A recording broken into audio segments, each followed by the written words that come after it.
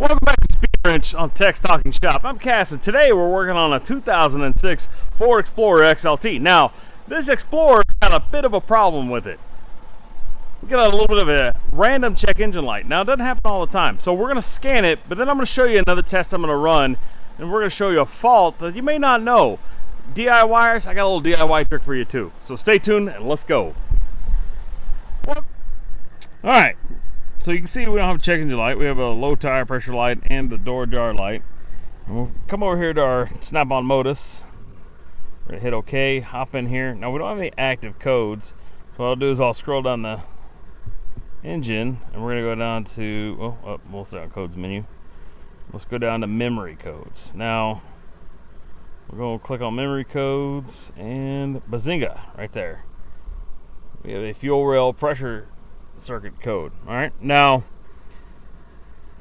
this code and there's two transmission codes randomly pop up and she'll have a random check engine light with a wrench light, and she'll have poor vehicle operation. The transmission doesn't shift just right and the car kind of stumbles. Now before I go and I throw parts at this guy or even go test this fuel rail pressure sensor code, we're going to run what I call AC voltage test first.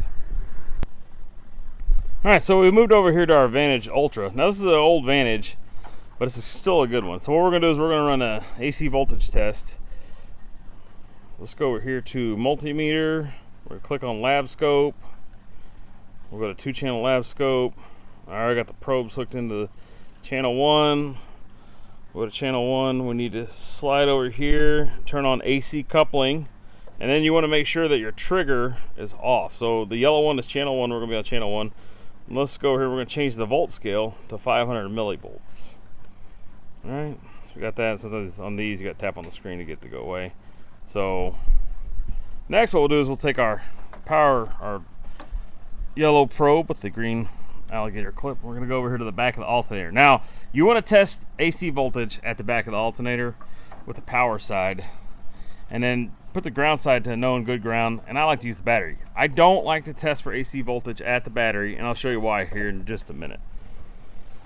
I'll take the negative side, and the reason I don't like to test at the battery is an excellent buffer. It can really knock down AC voltage, and it won't be till you have a really big problem. So now what we're going to do is let's go over here, and we're going to start the car. Lights, make sure everything else is off. All right, headlights are on. All right, starting the car here, and holy smokes, that's a lot of AC voltage. We should really only have about 100 or so millivolts, right? And so we have 250 up, because you gotta remember it's the AC sine wave, so it's traveling up and down, up and down, up and down, up and down, up and down. So we have about 500 millivolts right now of AC voltage. And so what's going on, what that probably means is there's some diodes in the alternator that are bad. And like we all know, a diode is a one-way check valve, so it'll let current flow one way but not back another. What I think is going on is this AC voltage is traveling and it's corrupting either the computer or the parts itself, and that's what's throwing the check engine light. I'll show you another way to check for AC voltage, but right now what we can do is we can pull this positive terminal off the back of the alternator. We'll clip back on with the alligator clip, start it up, and I bet we won't have any AC voltage. I bet our AC voltage will be nil. We won't be charging, but we won't be nil. I'll show you another way we can check for AC ripple. We can use our snap-on charging system tester. We'll hook that up here in a second. Let's go ahead and disconnect this real quick and prove our point with our scope. Our scope is going to be our most accurate measurement tool we have. All right, so we have our main battery wire that comes off our battery to our alternator. We've got that disconnected. I'm going to go turn the lights on and start the car real quick. Alright, we'll turn the lights on, and that'll help kill some of that battery noise. And we'll walk over here. So we don't really have anything. This is just noise right here. That's not an indication of the alternator's function. So we know by disconnecting the main power wire going to the alternator that we've eliminated the AC voltage. So right now I can go and I can say we have a bad alternator. What I'm going to do is I'm going to hook up our battery. I'll hook up our alternator one more time. We'll hook up our battery tester. Let's go run it through a battery test and see if our snap-on battery tester or charging system tester can pick up excessive AC ripple. We don't. All right, So this is what we're gonna do. We're gonna go to individual test. We'll click on here. We'll go to alternator test, and we're gonna follow the prompts that the tester gives us. It's gonna check for connections. Now it says start engine. We're gonna leave the lights on because that's not how they want it tested. And you hear the alternators screaming. It says analyzing engine, testing alternator conditions at an idle. We'll go over here, see, excessive AC ripple. Now we're gonna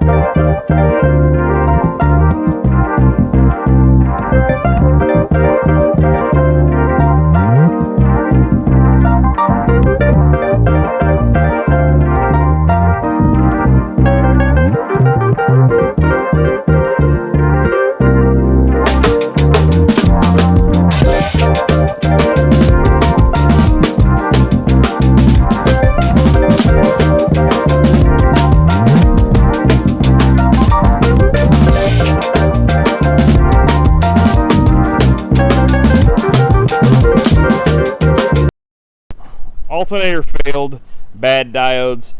Current charging is 13.51, which is not bad. But let's scroll down to AC ripple. We have at idle, we have 370 millivolts, and at high low is 312.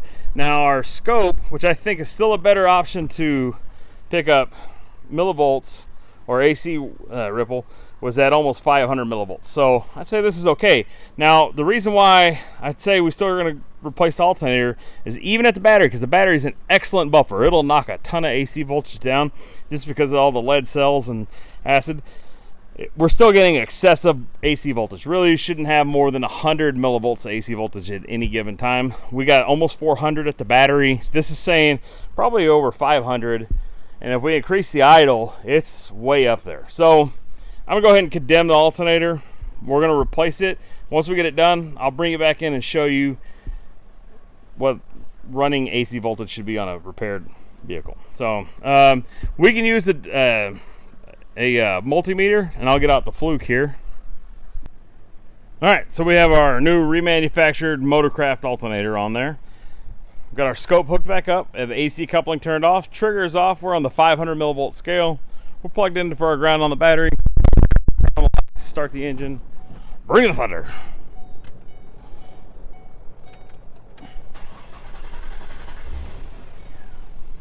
All right, we'll come back over here and we'll go and check, and that's not bad right there.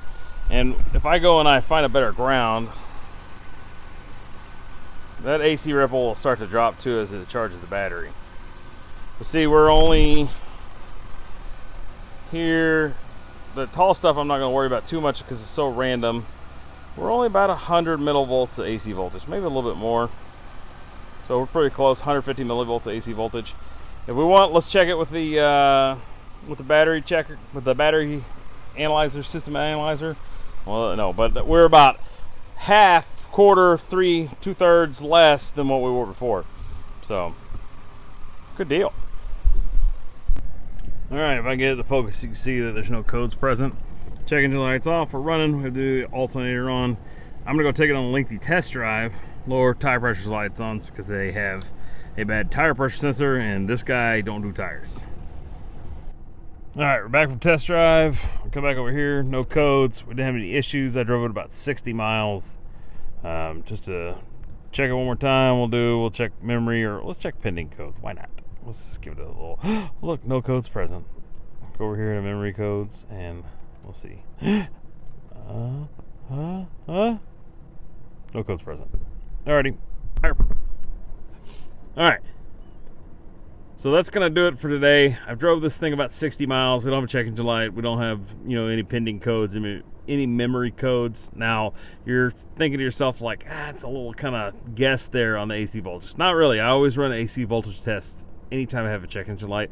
It takes like 2 minutes. It's not a big deal. But AC voltage is one of those deals. If you have excessive AC voltage in the system, you have to fix that first before you can make any other electrical repairs. AC voltage, excessive AC voltage will mask or create problems, and all you'll end up doing is throwing parts at a car that doesn't need parts thrown at it. It needs to have the alternator replaced, or like maybe the fan replaced because it's creating too much, it's creating excessive AC voltage. So With that said, as a quick test, you can follow all of us over there at Tex Talking Shop. Make sure you hit that thumbs up, subscribe, leave a comment. This is Speedwrench at the Fit Shop on Tex Talking Shop. Thanks for watching.